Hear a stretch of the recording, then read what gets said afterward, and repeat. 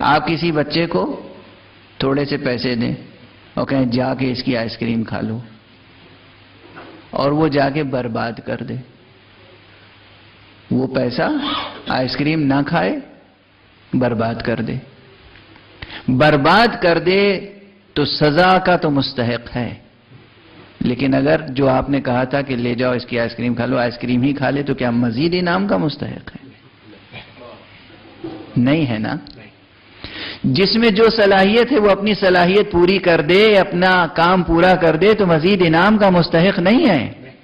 اب یہ اس کی رحمت خاصہ ہے، رحمت وجوبی جسے اس نے کہا، کتب علی نفسہ الرحمہ، اس نے اپنی ذات پر رحمت واجب قرار دے لی کہ جو تمہیں صلاحیت و استعداد دی ہے اسے تم مکمل کر کے دکھاؤ گے تو مزید انعام دیں گے۔